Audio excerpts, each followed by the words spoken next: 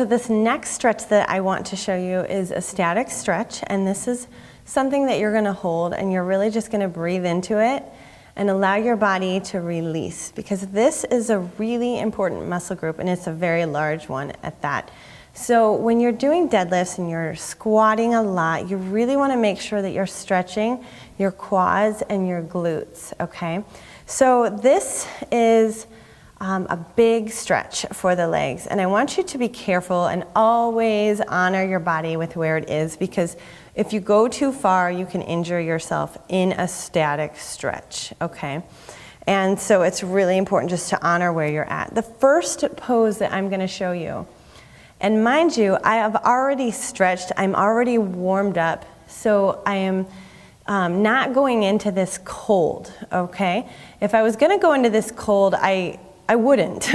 I wouldn't go into this cold. You have to be a little bit more warmed up. So you need to do something like those sun salutation stretches first to warm up your muscles and get you a little bit more pliable so that you can do these deeper hip stretches and glute stretches. So this pose that I'm gonna show you is called fire log pose. And what you're going to do is you're gonna just bring your legs out in front of you, and they're gonna basically stack on top of each other like firewood. Okay, so let me talk to you about this right now. Right here, this is the most vulnerable position for your knee, okay? So what you have to do is be super careful. I do not have anything right now to put here, but if you have anything that you can wedge underneath this knee, like a block or a pillow or a bag or something, then you can do that, okay? I'm not gonna need it. But what you can also do is just simply hold the hand on the bottom of the knee. What's happening here in the body is there's an external rotation of this top part of my leg, of this whole femur bone, and the quad, the hamstrings, everything right here is externally rotating. It's turning out, okay? So what's happening on the back side of my body is inside my glutes, deep inside my glute, where the piriformis muscle is, that's also getting a nice stretch, okay? So what's happening is this is getting externally rotating, and this is getting pulled back here. So we wanna go into this nice and slow and with our breath, okay?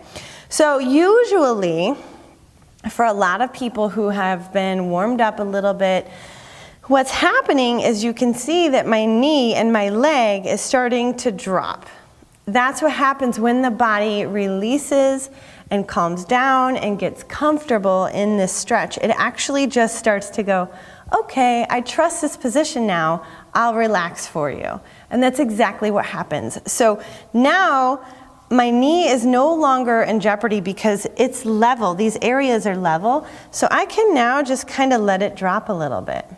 What you don't want to do is have your foot higher than the knee. Like I literally can't do it.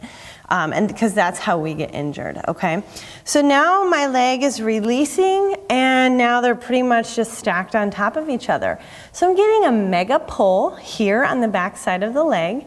Where I'm feeling this is really in the back side of the body, okay? So right deep underneath that gluteus maximus muscle, deep in there near that piriformis muscle. So what I'm gonna do is lift up nice and tall, and I'm going to fold forward. And what I want you to do is to keep your sternum lifted, your collarbones open, and fold, bringing the belly to the thighs, not the shoulders to the knees, okay? So what you do here is you can just take little spider fingers and keep your sternum lifted.